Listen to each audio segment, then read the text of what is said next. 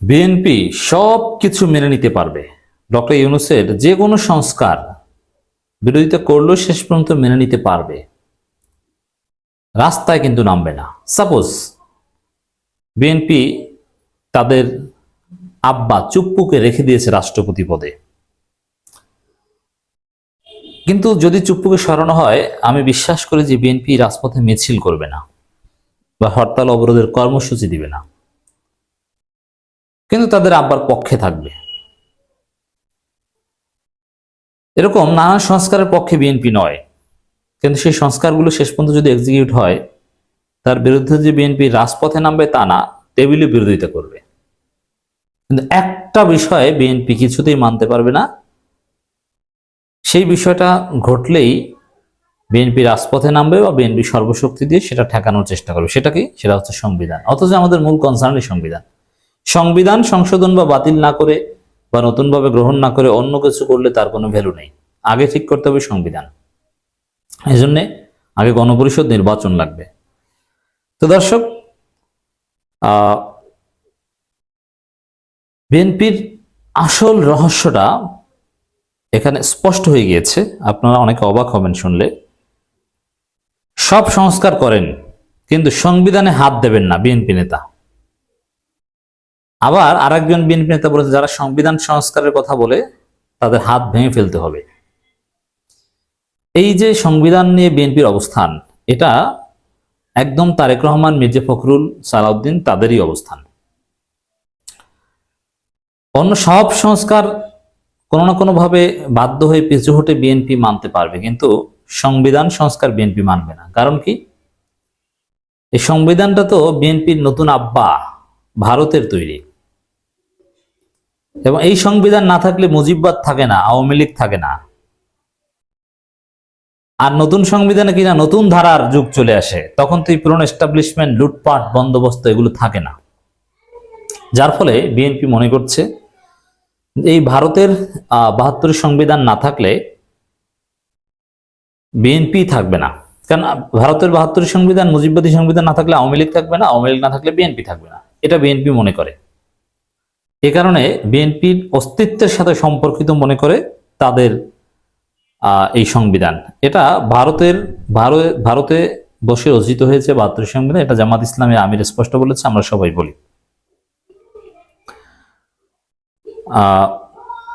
যৌক্তিক বলে কোনো শব্দ রাজনীতিতে চলে না বলে মন্তব্য করেছেন বিএনপির জাতীয় নির্বাহী কমিটির সদস্য এম নাসির রহমান। তিনি কিন্তু জাতীয় নির্বাহী কমিটির সদস্য, বুঝতে পারছেন? তো যৌক্তিক বলে কোনো শব্দ নাই মানে কি? ওই বিএনপির অস্তিত্বের সাথে, তাদের লুটপাটের সাথে যেটা সম্পর্কিত বা যেটা দরকার, ওইটাই যৌক্তিক, ওইটি গ্রহণ করতে হবে, এই তো। নাসির রহমান বলেন, দেশ এখন দুটি ধারায় বিভক্ত। একটি হলো নির্বাচন, নির্বাচন, নির্বাচন, আরেকটা হলো সংস্কার, সংস্কার, সংস্কার। রাইট, একদম ঠিক। নির্বাচন ইকুয়াল টু ভারত, সংস্কার ইকুয়াল টু বাংলাদেশ। এখন সংস্কার প্রয়োজন, এটা ঠিক, কিন্তু এর জন্য সীমাহীন সময় দেওয়া যাবে না। সীমাহীন সময় কেউ চায়নি, কেউ সীমাহীন সময় চায়নি, কিন্তু এর জন্য সীমাহীন সময় দেওয়া যাবে না। আজকাল আরেকটা নতুন শব্দ বের হয়েছে, একটা বেশি ইউজ করে, একটা ইসলামী দল, মানে জামাত ইসলামী। জামাতের নাম বলেন না, কি ভয় পান জনগণকে নাকি জামাতের নাম বলতে? শব্দটা হলো যৌক্তিক, মানে যৌক্তিক সময় এটা। এখন তাদের যদি জিজ্ঞেস করি যৌক্তিকতা কতদিন, এর কোনো উত্তর পাওয়া যায় না। এই যৌক্তিকতা কতদিন? 1 মাস, 6 মাস, 1 বছর, না 3 বছর? আসলে যৌক্তিকতা কত, এর কোনো উত্তর তাদের কাছে নেই।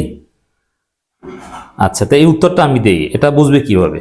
বিএনপির লোক অসুস্থ, এই যে দেখেন না, এই বরকতুল্লাহ বুলু বলে যে তারেক রহমানের নাম নিতে অজু করা লাগবে। সেই বরকতুল্লাহ বুলু 2 দিন পর আইসিইউতে যায়, এর মানে তার মাথা ঠিক নেই।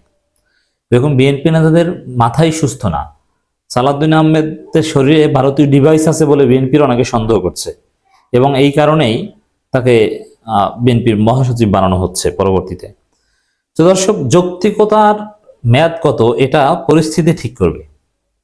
যৌক্তিক সময় এটা 5 বছর হতে পারে, 2 বছর হতে পারে, 1 বছর হতে পারে। এটা কাজের অগ্রগতির উপর নির্ভর করবে, পরিস্থিতির উপর নির্ভর করবে। জামাত ইসলামের যৌক্তিকতার ব্যাখ্যা হচ্ছে এটা। যৌক্তিক বলে কোনো শব্দ রাজনীতির ইতিহাসে চলে না। আপনাদের কাছে চলে না, কারণ লুটপাট করা যাদের নেশা এবং পেশা, তাদের কাছে যৌক্তিক বলে কোনো শব্দ থাকে না। যেই বিএনপি খালেদা জিয়া জিয়াউর রহমানকে লাথি মারতে পারে, তাদের আদর্শকে লাথি মারতে পারে, তাদের কাছে যৌক্তিক বলে কিছু থাকবে না, এটাই স্বাভাবিক। বিএনপির নেতা বলেন সময়ের প্রয়োজনে যেগুলো দরকার, যেগুলো সংস্কার করতে হবে, কিন্তু সংবিধান ছাড়া সবগুলো সংস্কার করেন। সংবিধানে কি মধু আছে সংবিধান সংস্কার করা যাবে না? সংবিধান বাইবেল না কোরআন? কেন সংস্কার করা যাবে না? কারণ সংবিধান বিএনপির নতুন আব্বা ভারতের তৈরি। ভারত এটা বলে দিয়েছে সংবিধানটাকে তোমরা রক্ষা করবা, তারপরে তোমাদেরকে আমরা দেখব। ভারতের অ্যাসাইনমেন্ট এটা। সংবিধান সংস্কার একমাত্র সংসদ ছাড়া কেউ করতে পারে না। সংবিধান সংস্কার সবচেয়ে উপযুক্ত পদ্ধতি হচ্ছে গণপরিষদ। গণপরিষদ মানে হচ্ছে সংবিধান রিলেটেড, সাংবিধানিক একটা পরিষদ। গণপরিষদের আরেকটা অর্থ হচ্ছে সাংবিধানিক পরিষদ বা সংবিধান সংক্রান্ত পরিষদ। বাকি যা সংস্কার আছে করে ফেলেন, কোনো অসুবিধা নেই। দুর্নীতি দমনের সংস্কার, পুলিশ সংস্কার, প্রশাসন সংস্কার, জুডিশিয়াল সংস্কার, যত সংস্কার আছে করেন, কিন্তু সংবিধান সংস্কারে হাত দেবেন না। মানে এই যে তাদের প্রিয় ভারতের সংবিধান, এতে কি হাত দেওয়া যাবে? যাবে না। এনসিপি ইঙ্গিত করে নাসির রহমান বলেন এই ছেলেরা এক এক সময় এক এক মামাবাড়ির আবদার করে। কি ধরনের আবদার? প্রথমে বলেছিল ভোটারদের বয়স 17 বছর নামিয়ে আনার প্রস্তাব, কিন্তু এটা তো সংবিধান পরিবর্তনের বিষয়। আরো কি বলছে? দ্বিতীয় রিপাবলিক ঘোষণার বিষয়। দ্বিতীয় রিপাবলিক কি? এটা কি 27 বছর ছেলেরা বুঝে? তোমাদের চাইতে বেশি বুঝে, তোমাদের তারেক রহমানের চাইতে বেশি বুঝে। জবাব হয়েছে? 27 বছরের ছেলেরা বুঝে কিভাবে হাসিনার পতন ঘটাতে হয়, আর আপনারা বুঝেন কিভাবে 28 অক্টোবর লেজ গুটিয়ে পালাতে হয়। পার্থক্য এটা। তিনি আরো বলেন আসলে এই ছেলেদের পেছনে দুজন তাত্ত্বিক গুরু আছেন। এই দুজন গুরু আগে তাদের বলে দেন যে কখন কি বলতে হবে। দুইজন না, সারা পৃথিবীতে হাজার হাজার তাত্ত্বিক গুরু আছে। আমি আর একটু অ্যাড করে দিলাম। তারা বলে এই সংবিধান বাদ দিয়ে নতুন সংবিধান করতে হবে। তাদের বয়সই হলো সংবিধান বয়সের অর্ধেক। আর তারা সংবিধান নিয়ে কথা বলে। তারা কোন সংবিধান নিয়ে কথা বলে? সংবিধানের অনেক কিছু পরিবর্তন আনতে হবে। কোন সংবিধান নিয়ে কথা বলে জানেন? বিএনপির আব্বা ভারতের সংবিধান নিয়ে কথা বলে। বিএনপির আব্বা আওয়ামী লীগের সংবিধান নিয়ে কথা বলে। এই 72-এর মুজিববাদী সংবিধানকে লাথি মেরে আমরা ফেলে দিতে চাই। এই সংবিধানের উপর আমরা থুথু মারি। এই যে সংবিধান বিএনপি রক্ষা করতে চায়, ওই সংবিধানকে আমরা লাথি মারি। আচ্ছা, বাংলাদেশের কোন সংবিধানের বিরুদ্ধে এইভাবে কেউ কথা বলতে পারে? সংবিধান লাথি মারার কথা বললে এ তো রাষ্ট্রদ্রোহ মামলা হওয়ার কথা। আমি বলছি আপনি করেন না মামলা, দেখি। আপনার এই সংবিধানে আমরা লাথি মারি, 72 সংবিধানে। কিন্তু তারাই আগে চায় কেন? এটা বুঝতে কি রকেট সায়েন্স জানতে হয়? বিএনপি ইনশাল্লাহ 250 সিট নিয়ে ক্ষমতায় আসবে। ভারত 250 সিট দিয়ে দিবে এই আশা করেন না। বিএনপি ক্ষমতায় আসতে পারবে না, কারণ জনগণ বিএনপির পক্ষে এখন আর নেই। বিএনপির জনপ্রিয়তা ম্রিয়মান হয়ে গেছে, যাচ্ছে। তিনি বলেন 250 বাদে 201 সিট পেলেই তো বিএনপি সংবিধান সংস্কার অধিকার রাখে। ক্ষমতায় আসতে পারবেন না, আপনি আসছেন সংবিধান সংস্কারের মেজরিটি পেতে।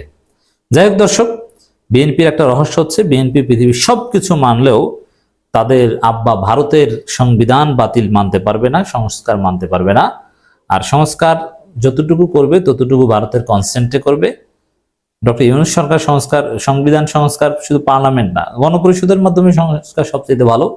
তাছাড়া অধ্যাদেশের মাধ্যমে সংস্কার হতে পারে। এই সংবিধান আমরা বাতিল করবই।